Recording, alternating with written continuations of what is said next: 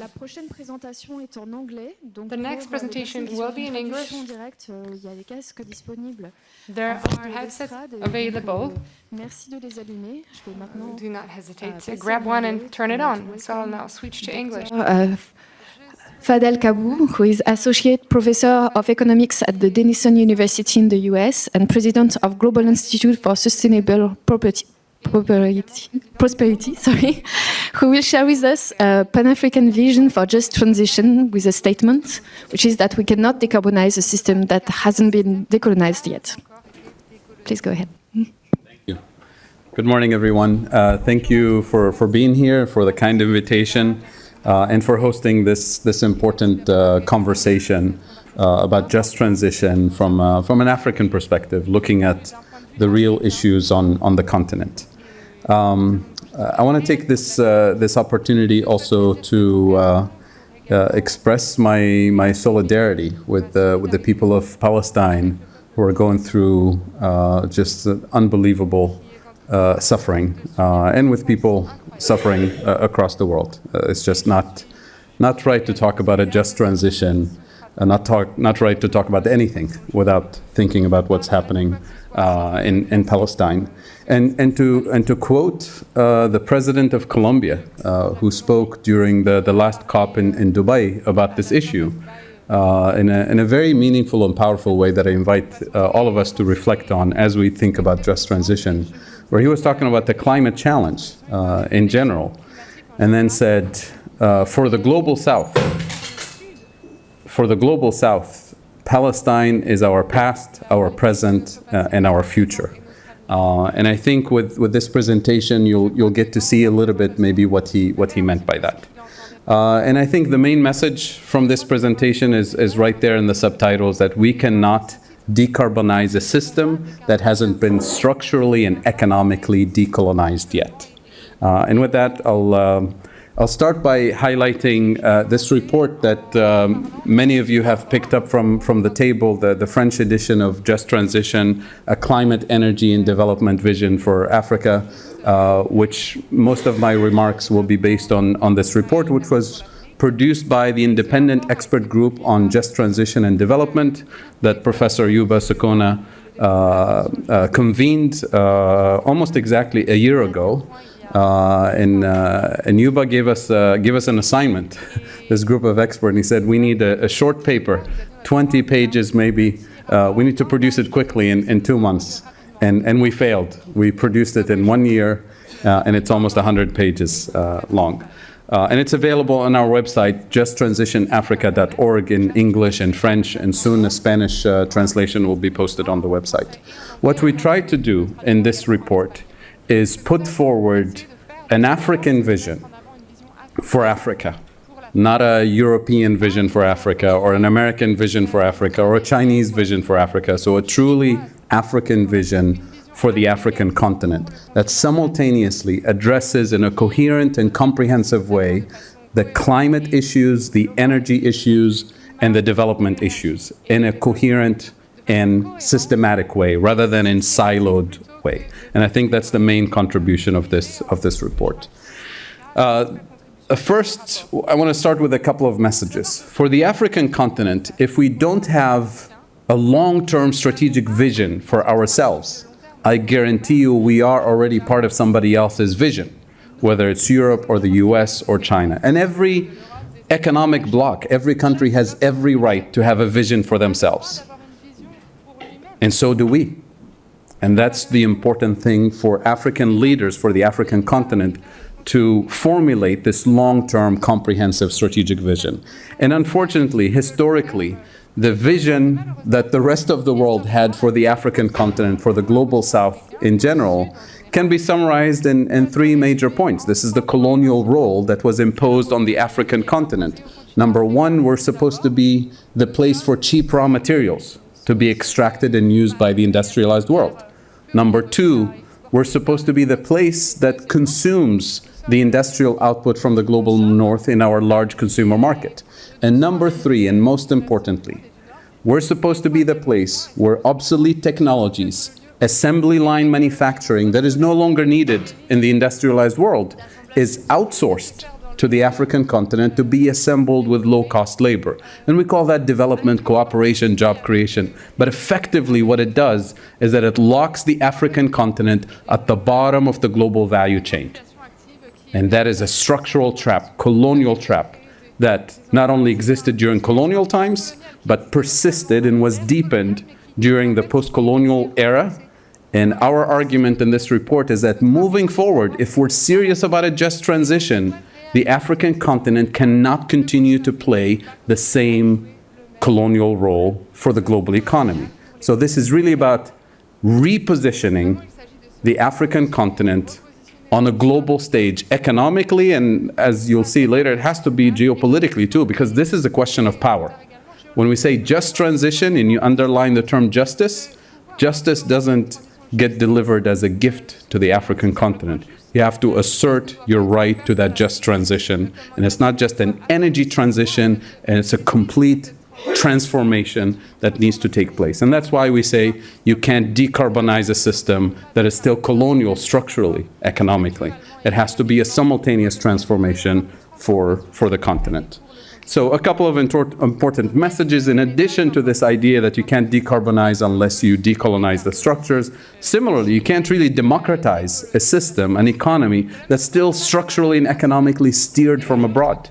And for those who are interested in de-dollarizing the global economy, you can't de-dollarize an economy that is still structurally and economically steered from abroad in a colonial way. But we'll focus on the decarbonization today. Just to put things in context, this is a World Bank report published a couple years ago. It's called Groundswell, available on their website. Remember, the World Bank is not your most radical climate organization. Very conservative estimates, putting the numbers at 216 million people who will be displaced by climate events by 2050, which is the day after tomorrow on the climate clock. On the African continent, more than 100 million people will be displaced. And we know what this does. Every time we have mass movement of people, and we've never seen mass movement of this scale, you have additional pressure on resources, on housing, on food, on all kinds of things, and that tends to spark conflict. So when the Syrian refugee crisis happened almost 10 years ago, there was a massive panic, especially here on this continent. And that was just a small number of people moving because of a conflict in one country. Now imagine if a small fraction of these numbers start moving, and they'll be moving up north. Are we prepared to treat people with dignity, to have the infrastructure, to have the fiscal capacity, to build the resilience for this kind of impact? And again, these numbers are the most conservative numbers that I'm citing here from the World Bank.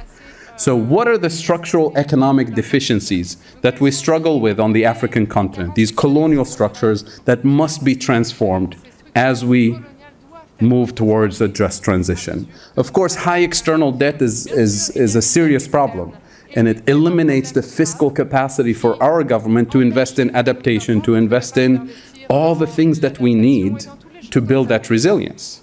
But external debt is a symptom of deeper structural issues that I can summarize in 3 major points. And I'll show you the data in a little bit. So these 3 root causes: number 1, energy deficits; number 2, food deficits; and number 3, manufacturing deficits or value-added deficits. Let me explain each. When I say energy deficits, I include our biggest oil exporter on the continent, Nigeria. Doesn't have energy security, doesn't have energy access secure to its people. Nigeria today imports 100% of its gasoline from international markets, 100%. Our second oil exporter, Angola, imports 80% of its fuel from international markets. And the list goes on. And this structural deficiency is by design, not by accident.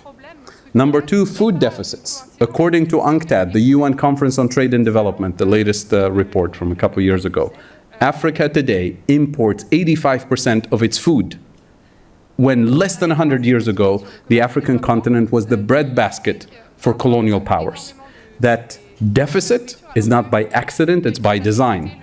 And I think since we're here in France, you'll recognize what I'm talking about here.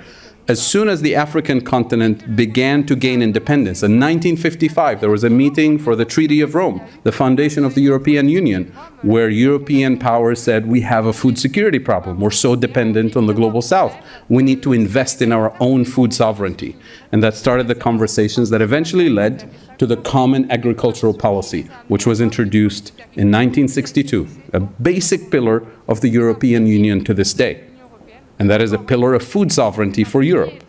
And that meant heavy investment in subsidies, agricultural subsidies, to produce wheat, corn, barley, the core crops. And it wasn't just Europe, of course, the US, Canada, Japan, the former Soviet Union, which is why Russia and the Ukraine dominate this sector. And that forced farmers on the African continent to give up producing wheat and corn and barley and the core crops because they couldn't compete with the cheaper subsidized grain. So our assigned role, and I insist that this role has been assigned to the African continent, is to stop producing core crops, those will be imported, and start producing primarily cash crops, producing coffee and tea and tobacco and bananas and, you know, all the complementary food items. And once you start doing that, you're in a structural trap. And that's why today we import 85% of our food. Once you start producing for exports, you start producing on a large-scale monoculture, which has significant ecological impact. You start using non-native seeds because you're exporting to a foreign market, so you have to serve the taste of your customers. Non-native seeds that are not acclimated to your soil, to your climate, so they require more irrigation infrastructure. They require imported fertilizers, imported pesticides, so they can survive the journey all the way to a supermarket in Geneva, and a very energy-intensive logistical infrastructure, refrigeration and transportation and so on. This is the structural trap in agriculture on the African continent.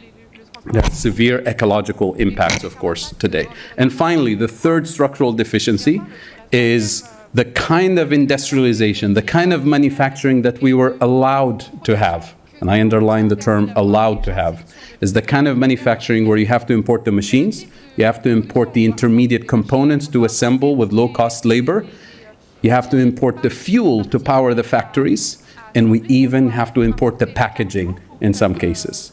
So you end up with a manufacturing base that produces low value-added content for exports, and what we import is high value-added content. So with this kind of manufacturing base, you can double, triple, quadruple your exports. You're always locked at the bottom of the global value chain. And that is a structural trap. Again, by design, not by accident. So now these three structural deficiencies add up to an annual trade deficit that accumulates year after year. And as you know, any country with a trade deficit, its currency will fall relative to the dollar, relative to the euro. So now we have a weaker currency. With a weaker currency, anything I need to import the next morning, food, fuel, medicine, will cost me more. So we literally import inflation in key sensitive areas, food and fuel in particular. And that means social unrest, political and social unrest potentially, which is why our governments immediately move into a defensive position to protect the most vulnerable, which makes sense. So what do? We subsidize food, we subsidize fuel. But of course, you can't do that for 7 or 8 or 9 decades. It's unsustainable. It's just a band-aid solution. And we also ask our central bankers to stabilize the exchange rate, try to stop the bleeding. How do they do it with a band-aid solution? Our central bankers borrow more dollars and more euros and start fueling the external debt problem. And these are the structural issues that must be decolonized if we're serious about a just transition. Now, the good news is that transforming these three structural deficiencies happens to be not just economic transformation, not just a solution to inflation and a solution to external debt, but it also happens to be climate policies. Investing in food sovereignty and agroecology, investing in our biggest energy potential, which is renewables, not fossil fuels, and investing in a different kind of industrialization that prioritizes the building blocks of development and prosperity. All of those start with climate resilience, as I'll show in the next minute. But let me show you some of the numbers so that we know what we're talking about. This is Africa as a whole. This is total exports. You can eyeball the composition of Africa's exports, raw materials, crude oil, cash crops, and low value added manufacturing. Now notice the volume of, right here, $585 billion. Now let me show you Africa's imports. Notice the volume. It's 737 billion. So we have a structural trade deficit on a continental scale. And of course, you can eyeball the composition of what we import. Refined petrochemicals, not the crude material, wheat and rice and core crops imported from outside the continent, and pharmaceutical products and high-tech products and so on. This is Africa as a whole. Let me zoom in on just one country. I can show you country after country, it's the same issue. Here's Ethiopia. Notice Ethiopia's exports, 7.7 billion. Notice the composition. You have coffee, you have cut flowers, one of the biggest sources of export revenues, cut flowers for Valentine's. Ethiopia is one of the largest exporters with Kenya and Ecuador and Colombia. While at the same time, there are 20 million people in Ethiopia today who are dependent on food aid from abroad. This is not by accident, it's not unique to Ethiopia. A country that's blessed with fertile soil, with the Nile River, with all the resources, is producing cut flowers for exports, while millions of people are dependent on food aid. And now, notice Ethiopia's imports, $17 billion. So that structural trade deficit, you see it at the national level. And again, you can see the consequences. Now, Ethiopia's trade imbalance that's increasing over time, it's not diminishing, creates this effect of constant pressure on the value of the exchange rate. So when the line is going up here, that means the dollar is becoming more expensive relative to the Ethiopian birr. And of course, the flip side of this weakening currency is the massive external debt that accelerates exponentially. Notice this, that this is over the decades. This is not about a particular prime minister or a particular event. Yes, COVID matters. Yes, the Ukraine conflict matters. Yes, the civil war matters. But this is structural, has very little to do with those smaller events, smaller quote unquote, of course. So this is the problem, that you have a country like Ethiopia at some point spending 45% of its export revenues just to pay interest on the debt. Where is the fiscal policy space to do development, to build the building blocks of prosperity, to do climate adaptation? It's just not available. So take this to the international level. If we divide the world into two blocks, global north and global south, and you net out all global financial transactions, exports, imports, foreign direct investment, remittances, even illicit financial flows, the net amount is that green line, which you see here. The last data point we have is $2 trillion moving in the wrong direction. $2 trillion moving from the global south to the global north. Now, if we summarize these numbers when it comes to climate finance, you have $2 trillion moving in the wrong direction. That's the big $2 trillion. Next to it, you have the $100 billion promised almost a decade and a half ago and not delivered. And whatever was delivered was mostly loans. Next to it, you have the Green Climate Fund, which the last replenishment was about $12 billion. And this tiny little dot, I don't know if you can see it in the back, there's a small dot here. That's the Loss and Damage Fund, $700 million in it. Oh, this is the summary of climate finance today. And of course, if you put this side by side with the profits of the four big oil companies operating on the African continent, you will not find a single climate fund that can match the annual profits of these corporations. Now, this is the picture you want to take a selfie with and send it to your favorite climate negotiator before they go to COP next year and say, this is climate finance. Is this going to work? Of course it's not going to work. That's why I say you can't decarbonize a system that hasn't been structurally decolonized yet. When you have colonial structures that extract $2 trillion from the global south, how are we going to have climate finance or a just transition actually have an impact?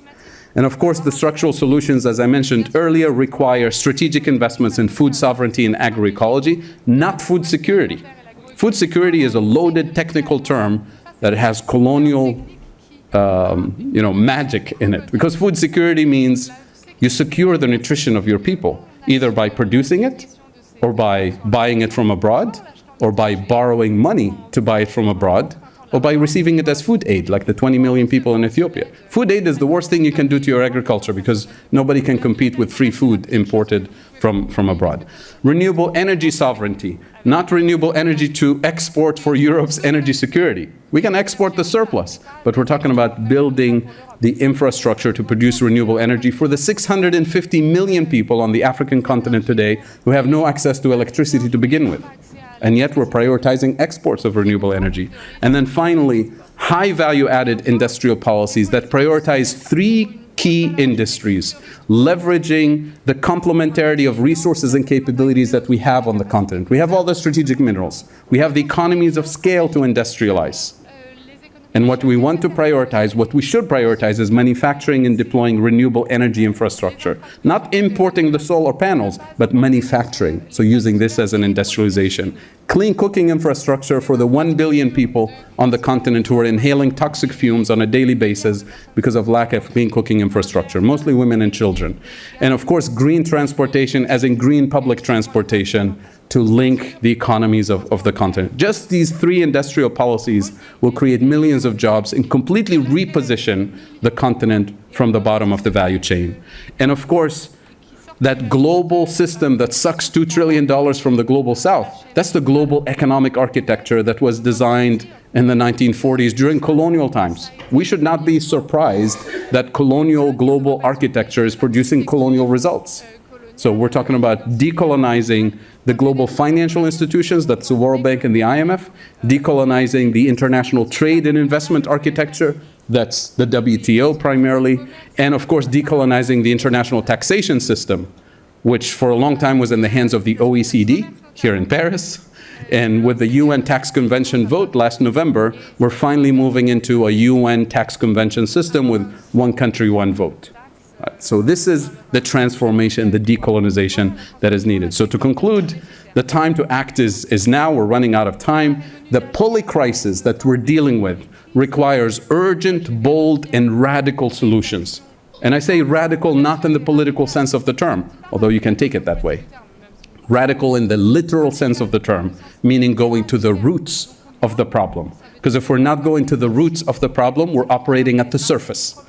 And when I operate at the surface, we call that superficial intervention, which reproduces the status quo. We have no time for these superficial solutions. And here, if you remember the words of the Reverend Martin Luther King Jr. in the context of the civil rights in the US, he said something like, I have no time for the tranquilizing drugs of gradualism, incrementalism, false solutions, and dangerous distractions. This is the context that we should be thinking of when we say radical action in the climate space, in the just transition space. And the mainstream economic policies that we've been using are too weak, too slow, they don't even work, which makes them dangerous economically, socially, politically, and ecologically. So that is not something that we can continue to use. And I really believe that a realistic plan for structural transformation, for this type of decolonization that we describe in this report, requires a fundamental restructuring of the global economy, of global economic architecture, the World Bank, IMF, WTO, and the international taxation system. And this type of Pan-African transformative vision, we believe, is truly possible, desirable, and affordable. Thank you.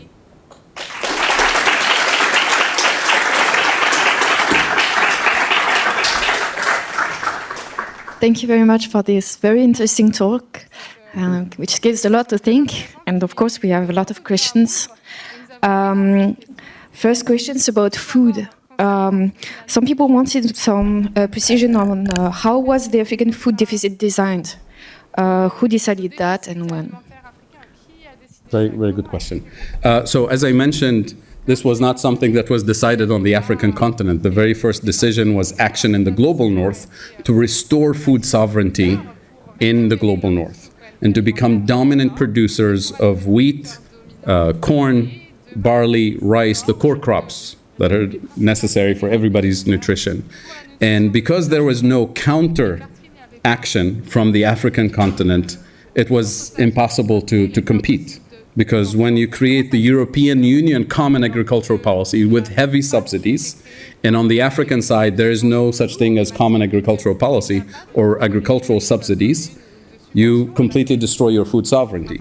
Where the subsidies came in the global south, in Africa, was not subsidizing farmers to compete with imported grain. It was rather subsidizing the consumers to protect them from food price inflation. And when you subsidize consumers, you solve the problem socially, in terms of political stability and social stability, but in practice, you're actually subsidizing the imported wheat, which means you're subsidizing the producers in Europe and the Ukraine and Russia and the United States. And that becomes unsustainable.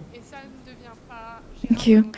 A question which is very interesting. What prevents Africa from turning back as a food supplier continent? I'm sorry, I didn't hear. Sorry. What prevents Africa from turning back as a food supplier continent? Political will and organization and strategy, which is why this document, this report that we produce, is meant to be a long-term strategic vision. So no country on the African continent today can do this alone. That's why we need to think in terms of at least regional economic blocks, if not at the continental scale. We have all the resources. We have the water resources, the soil resources. There's been, of course, a lot of damage. There's been a lot of climate impact, but we do have the potential on the continent to restore food sovereignty. But there are economic constraints, and I'll tell you why, because we do have ministries of agriculture who should be thinking about agricultural policy. Notice the Ministry of Agriculture in France. It's called the Ministry of Agriculture and Food Sovereignty. It's not called the Ministry of Agriculture and Food Security. Food sovereignty is very important in Europe. And yet every time we talk about the African continent, we change the term and say food security, which is that loaded colonial term that I talked about. So our ministries of agriculture have been assigned a role by their own government, by the Ministry of Finance, to do whatever you can to increase your yields, to increase your exports of bananas and tomatoes and watermelon and coffee and tea and tobacco, so that we have more dollars, because we need those dollars to import wheat. We need those dollars to pay the debt, right? So we completely rewired our entire domestic economic policy to prioritize anything that will generate dollar revenues. And that is like shooting yourself in the foot. So this requires stepping back and rethinking what we're actually doing. And it can start at the national level on a small scale, because every metric ton of wheat you produce locally saves you the equivalent in terms of dollars you had to borrow and interest you had to pay for the next 10 or 20 years. So you can start with a small scale, but it requires a commitment from the government to actually support a strategy to stop producing strawberries and bananas and coffee and produce more of the core crops. That's a domestic decision. That's a sovereign decision. It works. Thank you. Other questions about markets and investments. What do you suggest to interest the investor in the African market? Investors? Yes.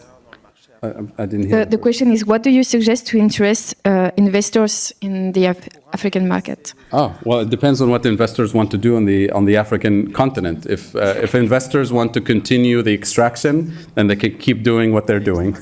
But if investors are interested in a true partnership and transformation of the African continent, then you would channel investments towards food sovereignty and agroecology, towards renewable energy infrastructure. Investors should play a key role in transfer of technology, which is something that's been systematically denied to the continent in general. Transfer in technology as in not obsolete technology to be locked at the bottom of the value chain, but joint ventures with actual transfer of technology. And we've been arguing in the climate finance space that part of the climate finance payments that are owed to the Global South, some of it needs to come in debt cancellation form, some of it needs to come in the form of grants, not loans, but some of it needs to come in the form of transfer of life-saving technology.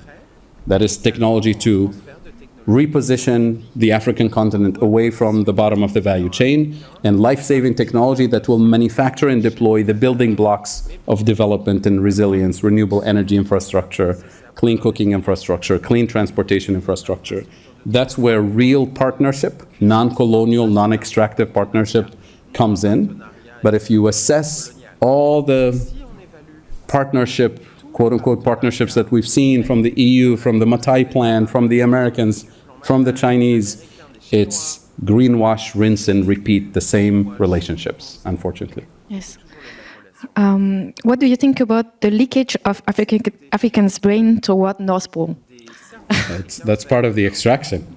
This is when countries have this massive external debt and limited fiscal space to invest in development, in job creation, and creating opportunities, what do you expect to happen? Individuals will be attracted to where visas are available, where jobs are available, where opportunities to earn a living and send money back home. So this is not new. The push factor from the African continent is there because of that restricted fiscal capacity. And the pull factor, of course, complements it from the global north. And you see in my own country, Tunisia, in the last just 10 years, there's thousands of engineers and doctors that left the country because of the push factors from the repressed economic conditions at home. Thank you. I have a lot of time, so I can ask you a lot of questions. But we have a lot of questions after that, so I think you will have a lot of questions during your lunch. Someone is asking, is it possible to decolonize Africa completely in a system promoting free trade? In a system? Promoting free trade. Maybe it will be the last question. Very good question. So I don't know if this is a reference to the Continental Free Trade Agreement. The Continental Free Trade Agreement can enhance the decolonization process, but not under the current condition. Because under the current conditions, we're talking about opening borders for free trade, but no economic transformation domestically to do the kinds of things that we're suggesting here. So what you end up with is more open borders, no tariffs, to import more stuff in the coastal countries to build infrastructure to export to each other, right? So it's not going to have that full effect that you would get, say, from the European Union open borders and free trade within this economic bloc, because the European Union comes with an industrial policy, with an agricultural policy. No country can function without food, without energy. And we tend to neglect those and say, if we have free trade, everything will be better. Of course it will not be better. Thank you very much. Thank you. Thank you. Thanks.